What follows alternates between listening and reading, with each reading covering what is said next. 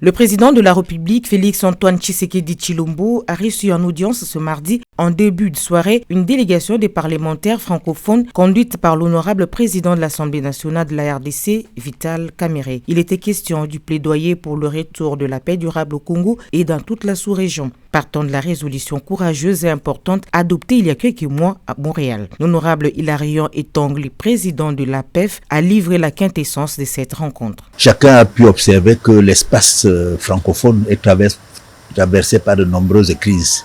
Et la crise en RDC est une crise majeure. La durée, 30 ans, une cohorte de conséquences, mort d'hommes, destruction de biens, déplacement des populations. Je crois que ce sont des choses qui ne pouvaient pas laisser les parlementaires francophones indifférents. Et notre présence ici est l'expression même de la volonté des parlementaires francophones vis-à-vis du peuple congolais qui a souffert pendant toutes ces années.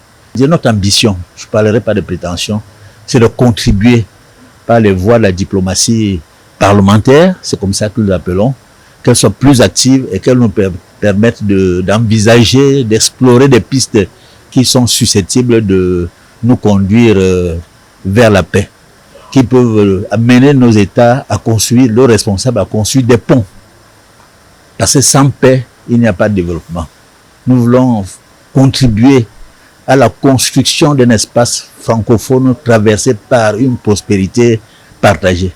C'est le sens de notre mission aujourd'hui. Je voudrais terminer pour me résumer en rappelant ce que le président Senghor de regretter mémoire disait il y a 1966.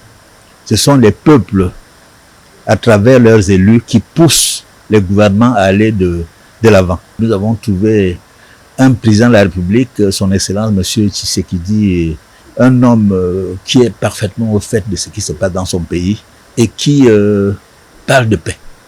Son message est un message de paix. Il veut que la paix, non seulement pour la République démocratique du Congo, mais pour l'ensemble des 9 pays qui l'entourent, pour l'ensemble de l'Afrique centrale, pour l'ensemble de l'Afrique et même pour le monde. S'il n'y a pas de paix, il n'y a pas de développement possible. Il faut noter que les parlementaires francophones sont plus que jamais déterminés à trouver une solution pacifique à cette situation dramatique qui plonge l'Afrique centrale dans un tumulte sans nom.